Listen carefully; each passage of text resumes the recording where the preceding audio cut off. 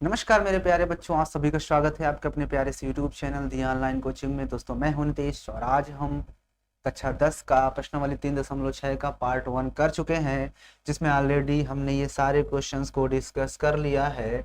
अब हम सीखेंगे आज वर्ड प्रॉब्लम। जी हाँ, हमने यहाँ तक कर लिया था। कुछ क्वेश्चंस आपको मैंने होमवर्क दिया था, आपने बहुत ही प्यार से उन क्वेश्चंस को कर लिया होगा। अब आज हम सीखेंगे क्वेश्चन नंबर 2। क्वेश्चन नंबर 2 में ये बहुत ही इंपॉर्टेंट क्वेश्चंस हैं गाइस। ये सारे question very most important question, very most important question. तो आइए इन क्वेश्चंस को करते हैं और बहुत ही अच्छे हैं। इन क्वेश्चंस को करने के पहले एक गाना आपको सुनाना चाहता हूँ। अर्ज किया है कि यूं तो अकेला भी अक्सर गिर के संभल सकता हूँ मैं, तुम जो पकड़ लो हाथ मेरा दुनिया बदल सकता हूँ मैं। तो वही बात यहाँ पर है कि अगर आप लोग हाथ पकड़ोगे एक दूसरे का, मतलब कि आप हमारा सपोर्ट करोगे और हम आपका सपोर्ट करेंगे, तो आप दुनिया बदल सकते हो, मतलब एक इतिहास रच सकते हो। मस्ती क्वेश्चंस को कर करके आप अच्छे मार्क्स एग्जाम में ला सकते हो। तो गाना एकदम इस पर लागू होता है और बात समझ में आ गई होंगी। तो बहुत ही प्यारे क्वेश्चन है, मात्र 3 क्वेश्चन है। 3 क्वेश्चन को आराम से 10-10 मिनट में करते हैं। एक क्वेश्चन को आराम से, बहुत आसान, एकदम आसानी समझते हुए, क्योंकि वर्ड प्रॉब्लम एग्जाम में आता जरूर है, इसलिए कायदे समझ लो बच्चा। तो आइए पहले क्वेश्चन को हम देखते हैं। पहला क्वेश्चन कहता है कि रैखिक समीकरण युग्म को व्यक्त कीजिए और फिर उन्हें हल भी करना है। पहले इसको रैखिक युग्म समीकरण बनाना है, उसके बाद इसको सॉल्व कर देना है। तो आइए देख लेते हैं। कहता है ऋतु धारा के अनुकूल 2 घंटे में 20 किलोमीटर तैर सकती है, फिर धारा के प्रतिकूल 2 घंटे में 4 किलोमीटर तैर सकती है। उसकी स्थिर जल में तैरने की चाल तथा धारा की चाल दोनों को ज्ञात करना है। तो देखिए क्वेश्चंस जो है कोई बहुत बड़ा नहीं है, बहुत ही प्यार से तुम इन क्वेश्चंस को कर सकते हो। तो आइए देखते हैं। पहली बात तो यहाँ पे 2 वर्ड्स आए हैं, एक आया है हमारा धारा के प्रतिकूल और एक आया है धारा के अनुकूल। कहाँ गया धारा के अनुकूल? ये आया है धारा के अनुकूल और ये आया है धारा के प्रतिकूल। तो देखो इन दोनों क्वेश्चन को समझने से पहले पहली बात तो यही जान लो कि अनुकूल क्या होता है और प्रतिकूल क्या होता है। अनुकूल क्या होता है और एक वर्ड आया है प्रतिकूल। देखो अनुकूल मतलब ये होता है जब हम किसी की दिशा के थ्रू ही जाते हैं। मतलब अगर हवा इधर को चल रही है, दिस इज एयर, और तुम भी इधर ही चल रहे हो, ये तुम्हारी ये साइकिल में चढ़ करके तुम भी इधर ही चल रहे हो, ये कौन हो? यू। कौन हो? यू, मतलब तुम।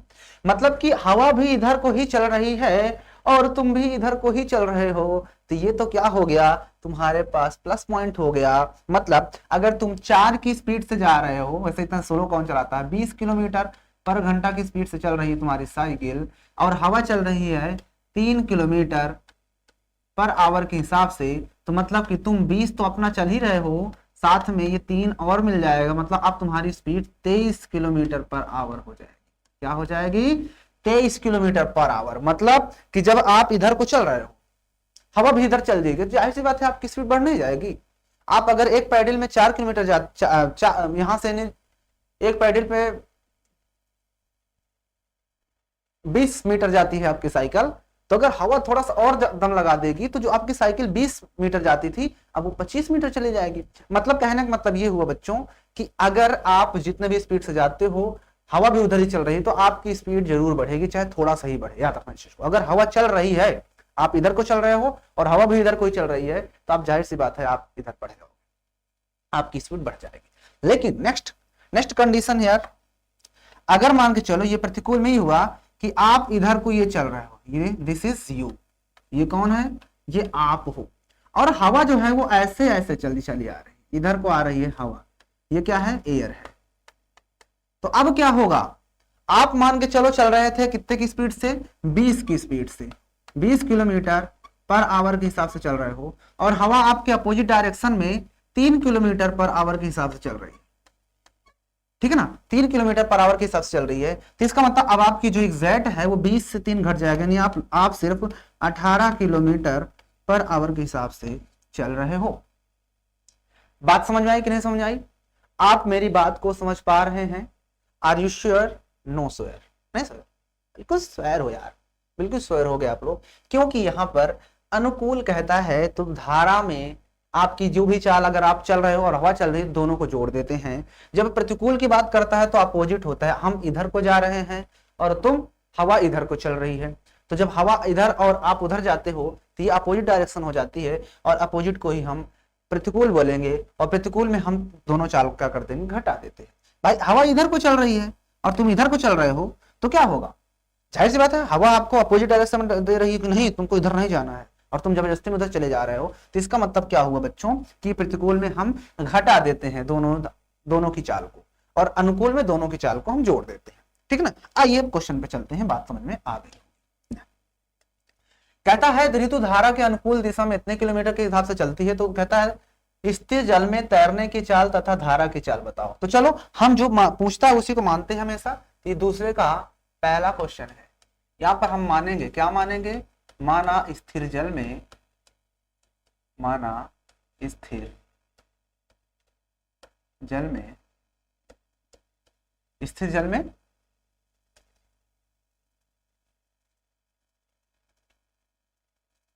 ऋतु के तैरने की चाल ना, तो ऋतु के तैरने की चाल पूरा लिख दो। ऋतु के तैरने की चाल, ऋतु के तैरने की चाल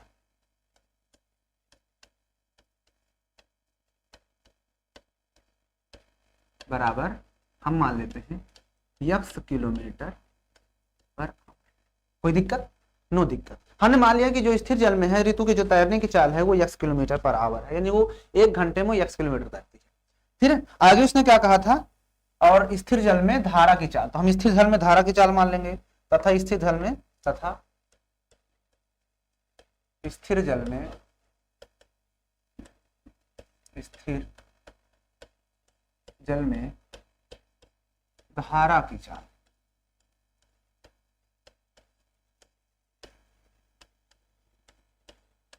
बराबर y किलोमीटर पर आवर। कोई दिक्कत हुआ क्या यहां तक? यहां तक क्या आपको किसी भी तरह की प्रॉब्लम हुई क्या? हमने दोनों चीज को मान लिया है। ठीक है, आइए अब उसने आगे ये कहा था कि धारा के अनुकूल चलता है 2 घंटे में इतने किलोमीटर, और धारा के प्रतिकूल चलता है इतना। तो पहले हम धारा के अनुकूल निकाल लेते हैं कि दोनों की चाल क्या होंगी, और भी धारा के प्रतिकूल भी निकाल लेते हैं, है ना। उसने यही कहा ना कि धारा के अनुकूल, ऋतु की धारा के अनुकूल चाल दिया है ना, और फिर धारा के प्रतिकूल क्या दिया है, तो दोनों को हम निकाल लेते हैं। तो यहां पर लिखेंगे ऋतु की, यहां पर लिखेंगे अब लिख दो, या कुछ भी लिख सकते हो। अब लिखोगे ऋतु की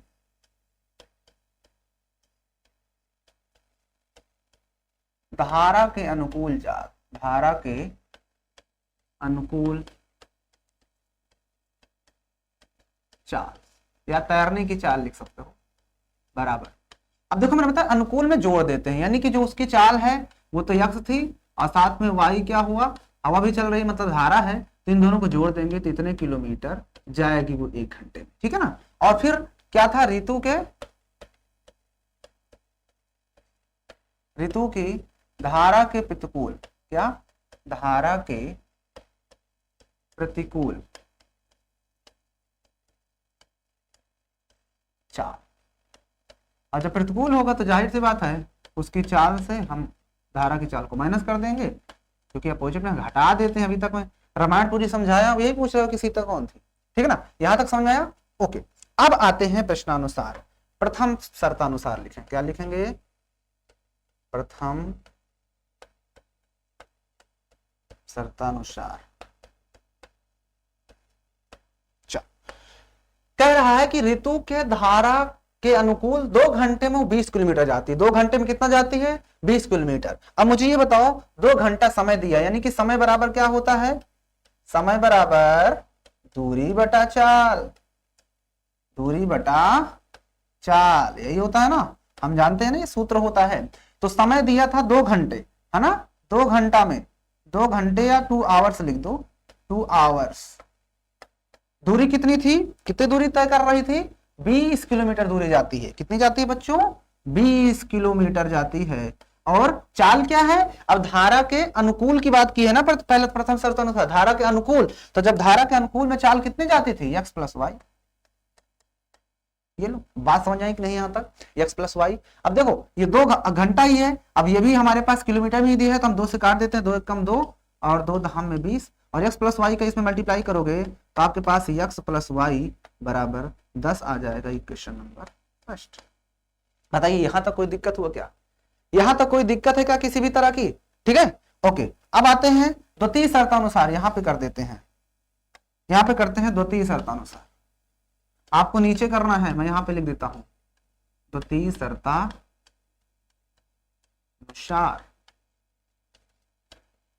द्वितीय शर्तानुसार फिर से वही चीज, समय बराबर दूरी बटा चाल होता है, या समय बराबर दूरी बटा चाल। अरे समय से पहले भाग्य से ज्यादा कुछ ना मिल पाई। अब देखो धारा की इस बार प्रतिकूल जाता है तो 2 घंटे में, इस बार फिर से 2 घंटे में ही 4 किलोमीटर दूरी तय करता है, 2 घंटा में, यानी समय हमारे पास 2 घंटा ही है और वो 4 किलोमीटर दूरी तय करता है। और अपान में चाल इस बार, अब विपरीत कह रहा है ना प्रतिकूल, इसलिए हम इस बार x माइनस वाई लेना पड़ेगा। अब ये 2 से काट दो, 2 एक कम 2, 2 दूना 4, ठीक है। अब x माइनस 1 कैसे मल्टीप्लाई, तो x माइनस वाई बराबर 2, इक्वेशन नंबर।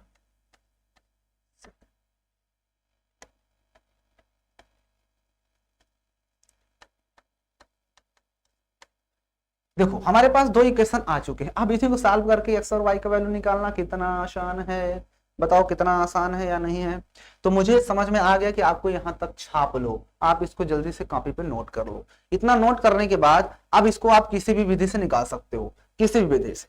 आप चाहो तो इसमें से x का वैल्यू निकाल लो और इसमें रख दो, या दोनों इक्वेशन को तुम विलोपन विधि से सॉल्व कर दो। तो इसके आगे क्रिया को मैं आगे करता हूं, इसलिए मुझे क्या करता हूं, इस चीज को मैं थोड़ा सा छोटा कर देता हूं, क्योंकि आप समझ गए होंगे।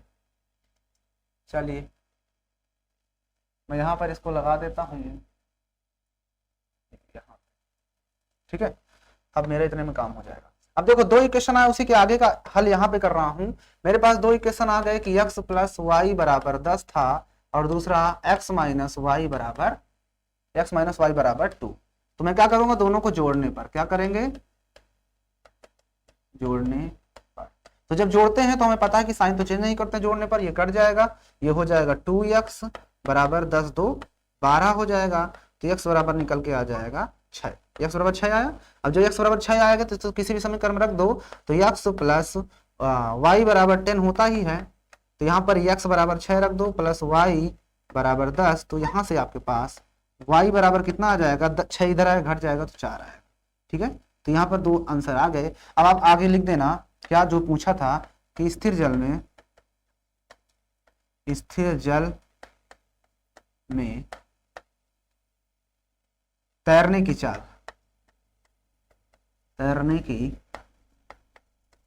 चाल बराबर क्या माने थे, x, मतलब कि 6 किलोमीटर है, क्या है 6 किलोमीटर पर आवर। और फिर धारा की चाल भी क्या है, तो धारा की चाल y माने थे, तो धारा की चाल बराबर 4 किलोमीटर, क्या हो जाएगी 4 किलोमीटर पर आवर। अब देखो उत्तर की जांच भी कर सकते हो, धारा के अनुकूल क्या करते हैं, घटा देते हैं, तो 6 में से 4 घटा दोगे कितना आएगा 2, और उसने कहा था धारा के विपरीत में 2 घंटा लगता है, और धारा की दिशा में जाता है तो कितना टाइम लगता था उसको, धारा की दिशा में कितना टाइम लगता था 10 किलोमीटर। तो देखो 6 और 4 10 होता है, इसका मतलब कि आंसर हमारा करेक्ट है, हमने जो आंसर निकाला है वो एकदम सही है। अब बताओ मेरे को, आपको कहां पर दिक्कत हुई इस क्वेश्चन को सॉल्व करने में, आप मेरे को ये बता दो कि इस क्वेश्चन को सॉल्व करने में क्या कहीं पर आपको किसी भी तरह की परेशानी हुई। हमारे पास दोनों आंसर निकल के आ चुके हैं, तो चलते हैं बिना किसी देरी के हम लोग अब नेक्स्ट क्वेश्चन पे। तो आइए नेक्स्ट क्वेश्चन पे चलते हैं, आप इसको छाप लो। चल आते हैं नेक्स्ट क्वेश्चन पे। अब हम दूसरा क्वेश्चन, तीनों बताऊंगा, आप टेंशन मत लो। आओ, कहता है इस बार दूसरा क्वेश्चन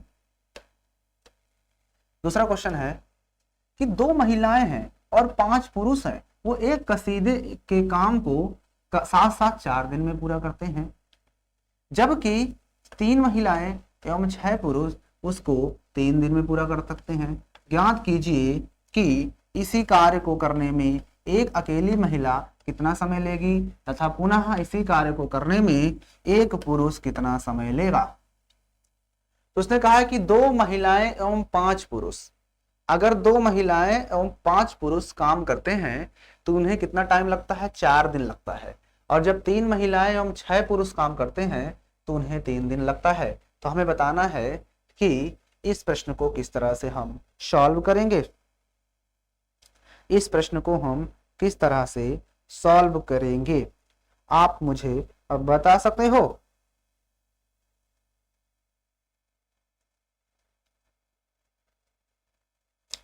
चलिए आओ शुरू करते हैं। यहां पर उसने कहा है कि एक महिला किसी काम को कितने दिन में पूरा करेगी और एक पुरुष किसी काम को पूरा कितना करेगा। तो हम इसी को मान लेंगे कि जो इसी काम को करने के लिए एक अकेली महिला कितना दिन समय लगेगा। तो मान लेंगे इसी चीज को, क्या मानेंगे, दूसरा मान लेंगे, माना एक महिला द्वारा पूरा किया गया काम, पूरा किया गया काम बराबर x दिन, हम मान लेते हैं x दिन में पूरा कर लेगी, तथा एक आदमी था या पुरुष था, जो लिखा उसी फॉर्म में पुरुष लिखा था, तो एक पुरुष द्वारा पूरा किया गया काम बराबर y दिन। ठीक है, ठीक है। अब इसके बाद मुझे बताओ, अगर ये लड़की एक महिला पूरा काम एक दिन में करती है तो एक महिला का एक दिन का काम क्या होगा। तो यहां पर लिखेंगे, अब एक महिला द्वारा एक दिन में किया गया काम, एक दिन में किया गया काम बराबर, अब एक दिन में एक बटा एक्स करेगी तभी तो एक्स दिन में एक्स का मल्टीप्लाई करेंगे तो पूरा काम एक दिन में कंप्लीट हो जाएगा, है ना। तो इतने दिन लगेगा। ठीक है, और उसके बाद एक पुरुष द्वारा एक दिन में किया गया काम बराबर 1/y दिन। बस सिंपल है। कोई दिक्कत यहां तक? नो दिक्कत हुआ होगा, यहां तक नो दिक्कत हुआ होगा। अब आते हैं प्रश्नानुसार। अब लिखेंगे यहां पर प्रश्नानुसार।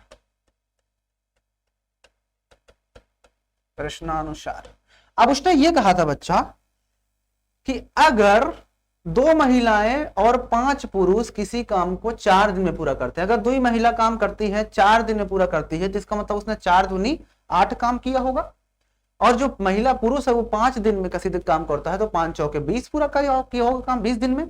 तो इसका मतलब कि अगर हम प्रश्नानुसार करते हैं तो 4 दिन में करती हैं 2 महिलाएं और 5 पुरुष 4 दिन में करते हैं। तो अगर 2 महिलाएं 4 दिन में करती हैं तो इसका मतलब पूरा काम 4 दूनी 8 दिन में पूरा होगा, यानी कि दोनों को मल्टीप्लाई कर देते हैं। तो यहां पर हो जाएगा महिला वाला 1/x था तो 8 दिन में पूरा करेंगी तो 8/x हो जाएगा, और प्लस उसके बाद आगे देखो, या इस चीज को मैं समझा के लिख देता हूं, नहीं अभी आप कहोगे। अब यहां पर क्या है, 2 महिलाएं काम कर रही हैं, थोड़ा सा कलर चेंज करते हैं।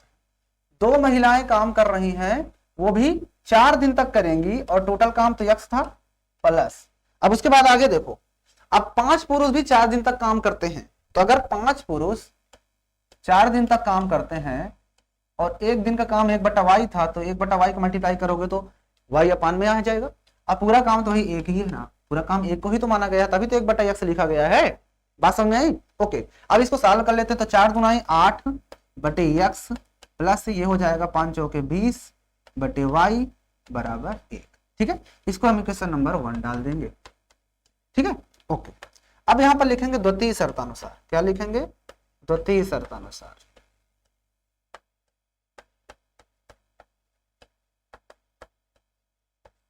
देखो द्वितीय शर्तानुसार उसने क्या कहा था, अब कहता है कि अब 3 महिला और 6 पुरुष 3 दिन तक काम करते हैं। तो इसका मतलब अगर 3 महिला 3 दिन तक काम करेगी तो 3 × 3 9 दिन में पूरा होगा, और पुरुष 6 × 3 है ना, तो 3 × 3 हो जाएगा। द्वितीय शर्तानुसार में क्या हो जाएगा, 3 × 3 अपान x महिला वाला अब प्लस पुरुष कितने थे, 6 थे, याद देखो ना 6 पुरुष थे ना, और वो भी 3 दिन में करते हैं, तो 6 × 3 हो जाएगा पुरुष वाला अपान में y, और ये भी भाई एक ही तो काम पूरा है, तो यहाँ पर हो जाएगा आपके पास 9/x प्लस 6 तरीका 18/y बराबर 1, इक्वेशन नंबर 2। अब आपको कुछ याद है भी लास्ट एक्सरसाइज में, मतलब लास्ट क्या इसी एक्सरसाइज में हमने इस तरह के क्वेश्चन ढेर सारे किए थे जिसमें अपान वाला 1/x 1/y 1/x 1/y ऐसा दिखता है, तो हम इसे क्या करते हैं अपने से मान लेते हैं, है ना। तो आप इसके नीचे जब आप करोगे, आप इसके जब नीचे करोगे तो ये नीचे की जगह है, इसके नीचे में कर रहा हूं, यहाँ पर लिखेंगे माना क्या कि 1/x बराबर a और 1/y बराबर b। तो अब इसमें वापस से रख दोगे तो 1/x की जगह में जब a रखोगे तो 8a बन जाएगा, प्लस यहां पर 20/y में तो 20b बन जाएगा बराबर 1, ठीक है। और उसके बाद इक्वेशन नंबर इस पर डालना हो तो 3rd डाल दो, ठीक है। और उसके बाद जब इसमें रखोगे तो 9a बन जाएगा ये, प्लस यहां पर 18b बन जाएगा बराबर 1, इक्वेशन नंबर इसको 4th डाल। अब आपको इन्हीं दोनों इक्वेशन को सॉल्व करके आंसर निकालना है। अब इनको सॉल्व जब करोगे तो आपको किसी एक को बराबर करना है, इसलिए मुझे क्या करना पड़ेगा, इसमें ऊपर वाले में 9 से मल्टीप्लाई करवा देता हूं और 8 का इसमें करवा देते हैं। तो जब ये कंडीशंस करेंगे तो ये दोनों सेम हो जाएगा, तो 9 से इसमें पूरे में करवाओ तो 9 8 72 हो जाएगा, 72a और प्लस 9 दूनी 18 होता है 180 b बराबर 9 1 कम 9, ठीक है। और इसमें 8 से कराएंगे 8 9 72 a हो जाएगा, और प्लस 18 8 144 होता है b बराबर 8 1 कम 8। कोई दिक्कत यहाँ तक? ओके, लाइन खींचेंगे, घटाने पर लिखेंगे, कोई घटाने पर साइन बदलता है तो लिखेंगे घटाने पर। तो जब हम घटाते हैं तो साइन क्या होता है बच्चा, चेंज हो जाता है। वैसे सही है कि नहीं, 9 8 72 9 दूना 18 180 9 8 18 8 144 होता है ना, 8 9 64 8 1 कम 8 से 14, ठीक है, बराबर 8 1 कम 8। अब साइन बदल जाएगा, ये माइनस हो जाएगा, ये भी माइनस हो जाएगा, ये भी माइनस, ये कट जाएगा, ये घट जाएंगे, तो 80 से 6 गया, 7 में 4 गया, 3 बचेगा, 36 बचेगा ना, 10 में 4 गया 6, 7 में 4 गया 3, लेकिन बड़ा नंबर प्लस में है तो प्लस में ही आएगा, इतने b इक्वल टू घट जाएगा तो 1, यानी b बराबर हमारे पास आ जाएगा 1/36। कोई दिक्कत? 1/36 आ जाएगा। क्या आ जाएगा बच्चों? कोई दिक्कत यहाँ था? जब b का वैल्यू आ गया तो इसके आगे का मैं प्रोसेस आगे करता हूं, इसलिए आप इसे तुरंत नोट कर लीजिए, इसको आप लोग तुरंत नोट कर लीजिए, ठीक है, कर लिए होंगे नोट। आइए आगे का प्रोसेस हम इसके आगे करते हैं। इसको मैं थोड़ा सा आप क्या करूंगा, मुझे छोटा करना पड़ेगा, क्या छोटा करना।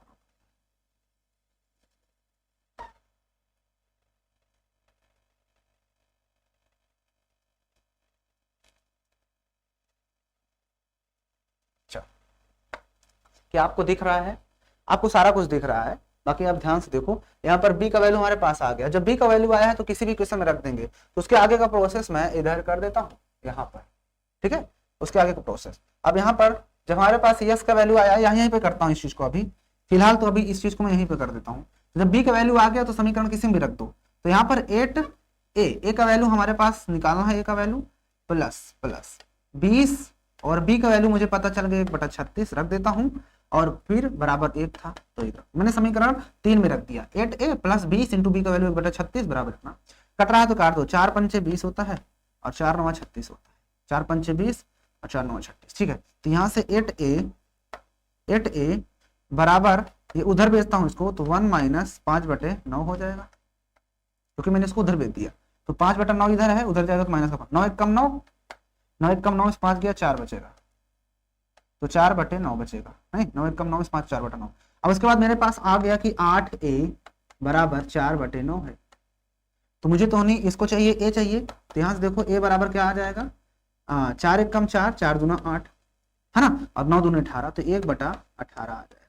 क्या आ जाएगा? 1/18। आपको दिख रहा है 1/18 लिखा हुआ है मैंने, 1/18 आपको दिख गया होगा। मुझे a का वैल्यू b का भी पता और a का भी पता हो गया। जब a और b का पता है तो मैंने माना क्या था, अब यहाँ पर मैंने माना था चूंकि 1/x बराबर क्या माना था, a माना था, तो 1/x बराबर a, तो 1/x बराबर a कितना आया था 1/18, 1/18 18, तो x बराबर मेरे पास आ जाएगा 18। मतलब कि जो एक महिला द्वारा किया गया काम कितना है, तो यहाँ पर ये आया। चलो ठीक, कोई बात नहीं, अभी इतने रहने दो। उसके बाद 1/y बराबर मैंने माना था b, 1/y बराबर b, तो 1/y बराबर b, b की वैल्यू कितनी आई थी 1/36, 1/36। तो यहाँ से y बराबर आपके पास निकल के आएगा 36। ठीक है, तो उसने जो पूछा था उसको लिख दो, तो आगे लिख देना, अतः महिला द्वारा किया गया काम, महिला द्वारा किया गया काम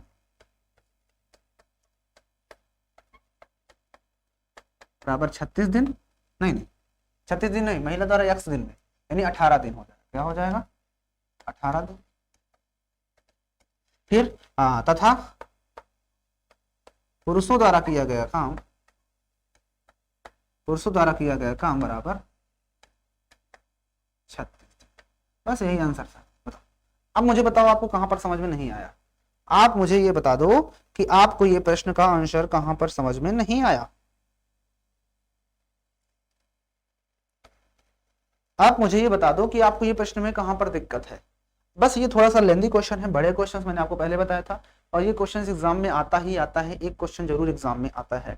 तो उम्मीद है कि आपको चीजें क्लियर हो चुकी होंगी। नहीं क्लियर हुआ तो आप वीडियो को पॉज कीजिए, पॉज करने के बाद फिर से वापस से जाइए, देखिए, और नहीं समझ में आता तो उसके बाद आप कमेंट कीजिए। वैसे समझ में आ गया होगा, बहुत में आसानी से, बहुत ही प्यार से क्वेश्चन को समझाने की कोशिश किया हूँ। ठीक है ना, तो आपका आंसर आ चुका है, महिला द्वारा 18 दिन और पुरुषों द्वारा 36 दिन। ठीक है, चले नेक्स्ट क्वेश्चन पे आइए। क्या बात है, हम तो पहुंच चुके हैं दूसरे का लास्ट क्वेश्चन। ये क्वेश्चन भाई इंपॉर्टेंट क्वेश्चन होते हैं, सारे एग्जाम में आते हैं। ठीक है ना, कोई ना कोई एग्जाम में जरूर आया, आप उठा के देख सकते हैं प्रीवियस ईयर के पेपर। आइए थर्ड क्वेश्चन को देखते हैं, थोड़ा सा और ऊपर करते हैं, इसको हटाते हैं, सिर्फ थर्ड क्वेश्चन ही लगाते हैं। चलिए, थर्ड क्वेश्चन क्या कह रहा है कि रोही जो है वो 300 किलोमीटर की दूरी को स्थित अपने घर जाने के लिए कुछ दूरी रेलगाड़ी द्वारा तथा कुछ दूरी बस द्वारा तय करती है। यदि वो 60 किलोमीटर जो रेलगाड़ी के द्वारा रेलगाड़ी द्वारा 60 किलोमीटर जाती है और बची हुई दूरी को वो बस द्वारा जाती है, तो उसे 4 घंटा लगता है। और यदि वो 100 किलोमीटर रेलगाड़ी से जाती है तो शेष बस से यात्रा करती है तो उसे 10 मिनट लगता है, 10 मिनट अधिक लगते हैं। यानी पहले 4 घंटा लगता था, अब उसे 10 मिनट ज्यादा लगते हैं, 4 घंटे 10 मिनट लगता है। तो मुझे बताओ, अगर 300 मीटर की दूरी है, यहां से यहां तक अगर मान लेता हूं कि 300 मीटर दूर है, ठीक है, तो उसने ये कहा है कि कुछ दूरी वो रेलगाड़ी से, मान लो यहां से यहां तक रेलगाड़ी से गई, तो रेलगाड़ी से वो कितना दूरी गई है, देखो उसने दिया ना, कुछ दूरी रेलगाड़ी से तथा कुछ दूरी नहीं 300 किलोमीटर की दूरी पर स्थित घर जाने के लिए कुछ दूरी रेलगाड़ी द्वारा, कुछ इतना। यदि वो 60 किलोमीटर रेलगाड़ी से जाती है, पहली सिचुएशन में 60 किलोमीटर रेलगाड़ी से जाती है, तो मुझे बताओ अगर वो 60 किलोमीटर रेलगाड़ी से चली गई तो बची हुई दूरी कितनी बच रही, 240। अरे टोटल दूरी 300 ही तो थी, अगर वो 60 रेलगाड़ी से गई तो बची हुई जो कुछ दूरी बस से गई वो 240 किलोमीटर गई है बस से। फिर उसने ये कहा है कि अगर वो दूसरी कंडीशन में यही 300, कौन सी, यही 300 मीटर की जो दूरी है, 300 किलोमीटर की दूरी है, उसमें वो कहता है कि 100 किलोमीटर इस बार रेलगाड़ी से गई है, यानी कि यहां तक 100 किलोमीटर रेलगाड़ी से गई, यानी ये दूरी 100, तो बची हुई 200 किलोमीटर जो दूरी है इस बार वो बस से गई। ठीक है, तो आपको ये चीज समझ में आ गई होगी। तो उसने कहा कुछ दूरी, तो आप घबरा जाओ, तो इसमें आपको घबराना नहीं है, आपको इसमें घबराना नहीं है। तो आइए क्वेश्चन जिस हिसाब से उसने कहा है हम उसी हिसाब से क्वेश्चंस को करने की कोशिश करते हैं। चलो हटाते हैं इस चीज को। आइए, तो उसने पूछा है कि रेलगाड़ी व बस की क्रमशः चाल ज्ञात करो। तो मान लो पहले रेलगाड़ी की चाल मान लेते हैं और बस की चाल मान लेते हैं। तो आइए, माना रेलगाड़ी की चाल, यहां पर हम मानेंगे, माना रेलगाड़ी की चाल, रेलगाड़ी की चाल बराबर x किलोमीटर तथा बस की चाल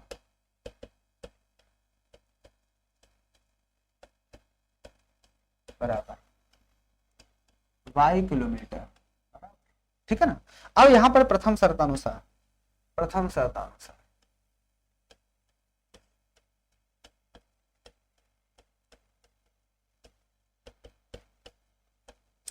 उसने ये कहा था कि 300 मीटर की दूरी, कितनी, 300 मीटर की दूरी है, ये मान लेते हैं 300 मीटर की दूरी है, ये क्या है 300 मीटर की दूरी, ये है 300 किलोमीटर की दूरी है। ठीक है ना, तो उसने पहले सिचुएशन में कहा है कि रेलगाड़ी से 60 किलोमीटर तक गया है, तो यहां तक मान लो कि 60 किलोमीटर यहां तक आ गया, ये है रेलगाड़ी या ट्रेन लिख देता हूं मैं, ट्रेन से गया वो कितना 60 किलोमीटर।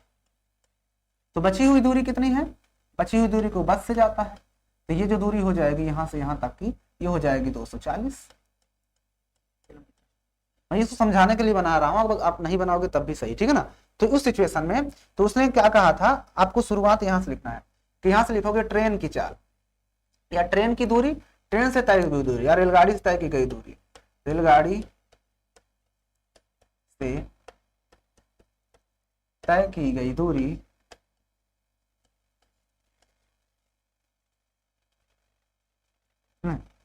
समय दिया था ना, रेलगाड़ी द्वारा लगा समय लिखेंगे, क्या लिखेंगे, रेलगाड़ी द्वारा तय की गई दूरी, या इसको हटाओ, रेलगाड़ी द्वारा लगा समय, रेलगाड़ी द्वारा, रेलगाड़ी से तय करने में, या ऐसे लिख दो, रेलगाड़ी से दूरी तय करने में, दूरी तय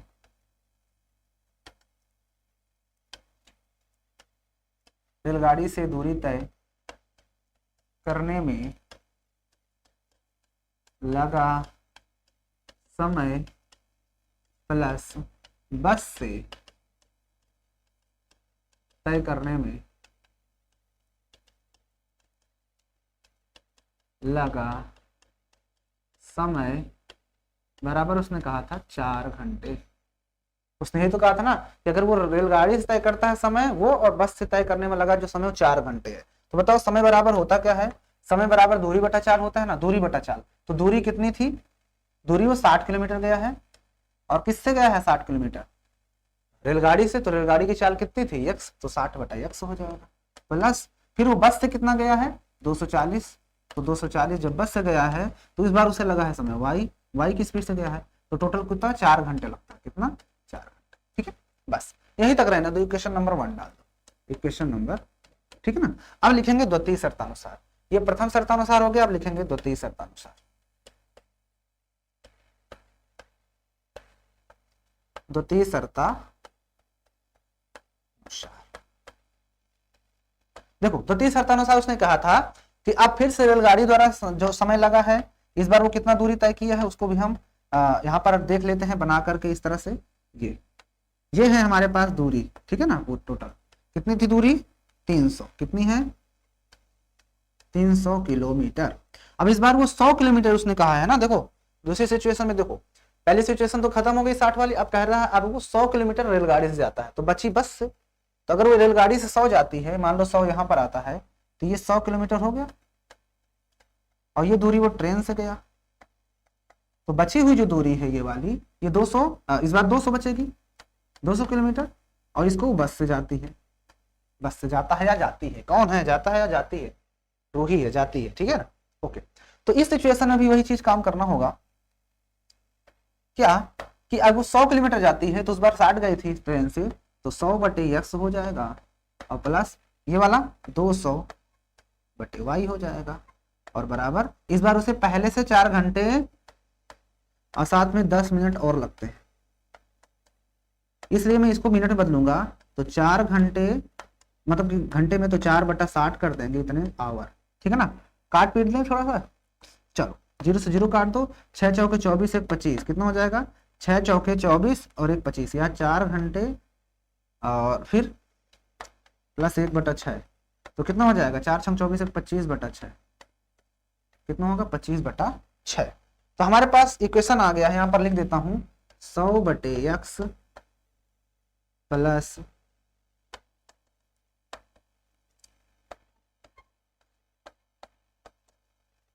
200 बटा x, सॉरी 200 बटा y है, बराबर उधर 25 बटा 6, ठीक है।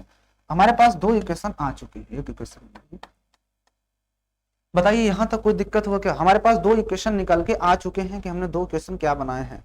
जब हमारे पास 2 इक्वेशन बन गए हैं तो बस इन्हीं को सॉल्व कर देना है, बस इन्हीं को सॉल्व करके x और y का वैल्यू निकालना है। तो आप यहां तक इसको नोट कर लो, उसके बाद इन दोनों इक्वेशन को देख करके हम आगे करते हैं, ठीक है ना। तो उम्मीद है आपने इस चीज को नोट कर लिया होगा, ठीक है, नोट कर लिए। ओके, अब मैं इस चीज को थोड़ा सा छोटा कर देता हूँ क्योंकि ब्लैक बोर्ड में आता नहीं है, बड़े क्वेश्चन है भैया।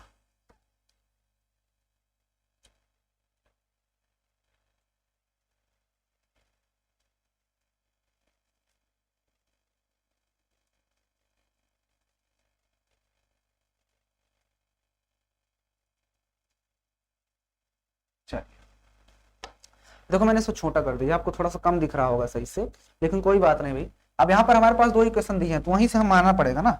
अब उसी के आगे हम लिखेंगे अब माना, क्या लिखेंगे, माना। क्या मानेंगे, वही चीज कि भाई 1/x यहाँ पर दिख रहा है, यहाँ पर भी, तो 1/x बराबर a मान लेंगे और 1/y बराबर b मान लेंगे। ठीक है, तो जब हमने 1/x 1/y मान लिया, तो बताओ 60/x में जब रखेंगे तो 60a बन जाएगा और प्लस 240 b बन जाएगा, बराबर 4 घंटे था। और दूसरा वाला क्या बन जाएगा, 100/x, तो ये सब बन जाएगा आपका 100 बटा मतलब 100a बन जाएगा, और आगे 200 b बन जाएगा, बराबर 25/6। ठीक है, ओके। अब एक काम कर सकते हैं, इस 6 को इधर भेज देते हैं, ठीक है ना। तो इस इक्वेशन को इतना ही रहने दो, इस इक्वेशन को इधर 6 को भेजो इधर, ये बन जाएगा आपका 600a प्लस 6 दूनी 1200 b बराबर 25। ठीक है, अब ये समीकरण तुम्हारा 3 हो जाएगा और ये समीकरण 4 हो जाएगा। अब 4 और 5 को देखो ध्यान से, 4 और 5 को अगर ध्यान से देखोगे तो समीकरण ये 600 है और ये 60 है, तो एक काम करते हैं, इसमें हम 10 से मल्टीप्लाई कर देते हैं। तो जब आप समीकरण 10 में, इसमें आप 10 से मल्टीप्लाई कर दो बस, क्योंकि ये 600 हो जाएगा और 600 ऑलरेडी दिया है। तो जब इसमें हम 6 से मल्टीप्लाई करते हैं तो आपका ये 600a हो जाएगा, प्लस आगे इसमें जब करोगे तो 2400 बन जाएगा, ये 2400b और बराबर 10 से उधर करोगे तो ये 40 बन जाएगा। ठीक है, और इसमें 600a इसको ऐसे ही रह दो, 600a प्लस ये था 1800 नहीं 1200 है ना, तो 1200b इक्वल टू 25, क्या है 25, बस हो गया। अब इसको लाइन खींचेंगे, सब पुराना मेथड, यहाँ पर लिखेंगे घटावे पर, घटाने पर, चलो घटाने पर साइन बदल दो फटाक से, ये कट जाएगा। यहाँ पर घटा दो, 2400 घटाओगे तो 1200 बचेगा ना, तो ये हो जाएगा आपका 1200b बराबर, इधर घटेगा ना, 10 में से 5 जाएगा तो 5 आएगा और 3 में से 2 गया 15, कितना बचेगा 15 ही आएगा। 5 5 10 तो 1 3 4। ठीक है, अब मुझे तो b चाहिए, तो b बराबर हमारे पास आ जाएगा 15/1200, कटेगा 15 8 120, 15 कम 15, 15 8 120 और ये 0, यानी b बराबर हमारे पास आ गया 1/80। ठीक है ना, ये b बराबर 1/80। जब b का वैल्यू आया तो किसी में रख देते हैं, चलो समीकरण 1 में ही रख देते हैं। जब आप समीकरण 1 में रख दोगे तो आ जाएगा 60 × a, तो 60a दिया है, 60a। ठीक है, प्लस 240 भी था, तो 240 और b का वैल्यू 1/80 आया, तो मैंने रख दिया, और बराबर उधर कितना था 4 था ये, तो हाँ 0 से 0 कट गया, 8 3 का 24 होता है, 3 उधर जाएगा तो 60a बराबर ये कितना हो गया, इधर 3 बचा, तो 3 उधर जाएगा, घट जाएगा तो 1 बचेगा, है ना। तो a बराबर आपका आ जाएगा 1/60। ये आ गया a का भी वैल्यू। जब a और b का पता, तो हमें तो a और b नहीं चाहिए, तो हमें x और y चाहिए। हमें यहाँ पर पता है कि 1/x बराबर क्या है, a है। ठीक है ना, तो यहाँ से 1/x बराबर a का वैल्यू रख दो, कितना था 1/60, तो बताओ x बराबर क्या आ जाएगा 60 km/h। कहने का मतलब ये हुआ बच्चों कि जो आपका पहला वाला आंसर था, इसको मैं जगह नहीं इसलिए वहीं पे लिख देता हूँ, रेलगाड़ी की जो चाल थी वो 60 km/h थी, क्या थी 60 km/h। इसका आंसर हो जाएगा, नीचे लिख देना आप 60 km/h। ठीक है, उसके बाद अब मुझे ये भी पता है कि 1/y बराबर मेरे पास b था, तो 1/y बराबर b है हमारे पास 1/80, तो यहां से y बराबर आ जाएगा 80 km/h। ठीक है, ये यानी जो y की वैल्यू आ गई वो आ गई 80 km/h। बताओ भैया, बड़ा क्वेश्चन है, ध्यान से देख लो इस क्वेश्चन को, इतना बारीक लिखा गया है, उसके बावजूद भी क्वेश्चन इतना हैवी जा रहा है। थोड़ा सा देखो, लेंदी क्वेश्चन है, लेकिन आपको घबराना नहीं, मैं पहले भी कह दूंगा हूं कि आपको घबराना नहीं है। अगर आप घबरा जाओगे तो फिर क्वेश्चन में मामला गड़बड़ हो जाएगा। उम्मीद है कि 3 क्वेश्चन मैंने बहुत ही बारीकी से, बहुत ही आसानी से मैंने क्वेश्चंस को बताने की कोशिश की है, आपको बहुत ही अच्छे समझ में आ गया होगा। अभी भी नहीं समझ में आया तो आप प्लीज इस वीडियो को फिर से देखो, क्योंकि मैं इसको समझाने बैठ जाऊंगा तो वीडियो वैसे भी लेंदी हो गई है और लेंदी हो जाएगी। मात्र 3 क्वेश्चन में 40 मिनट हमने लगा दिया, बस आपको समझ में आए। 40 नहीं, मैं 4 घंटे भी लगा सकता हूँ एक क्वेश्चन में, बस आपको समझ में आना चाहिए। ठीक है ना, तो बस दोस्तों आज की वीडियो में यहीं तक। ठीक है ना। आप नोट कर लिए होंगे, अच्छे से नोट कर लेना, बढ़िया से पढ़ाई कीजिए, ठीक है ना। और फिर हम मिलेंगे अब इसकी नेक्स्ट एक्सरसाइज के साथ। अगली क्या है, प्रश्न वाली 3.7, ये ऐच्छिक है, ऐच्छिक को नहीं करेंगे, कोई मतलब नहीं इसको करने से, एग्जाम में इसमें क्वेश्चन बहुत ही रेयर केस बनता है, वैसे नहीं बनता इसमें से, ठीक है ना। और बाकी ये सब वही चीज होता है जो हम पीछे पढ़ चुके होते हैं, ठीक है ना। इसको जब हमें रिवीजन लगाएंगे इस सब चैप्टर का, हाँ क्योंकि अब इसका रिवीजन ही चलेगा, तो रिवीजन में हम क्या करेंगे, इसमें जो जो चीजें पढ़े हैं उन सब चीजों को हमने कवर करेंगे। नेक्स्ट ये देखो सारा कुछ हमने सीखा था, वो सब कुछ दिया, ग्राफी कैसे, बीजगणितीय विधि से कैसे हमने सीखा, तो ये सब कुछ यहाँ पर फिर उसने रिवीजन टाइप भी दिया। लेकिन हम क्या करेंगे, नेक्स्ट वीडियो लाएंगे उसमें हम रिवीजन टेस्ट टाइप लगाएंगे और उसको आप जरूर देखा करो, ठीक है ना। तो बस आज की वीडियो में इतना ही, फिर मिलते हैं हम लोग नई वीडियो के साथ, तब तक के लिए भाई जय हिंद।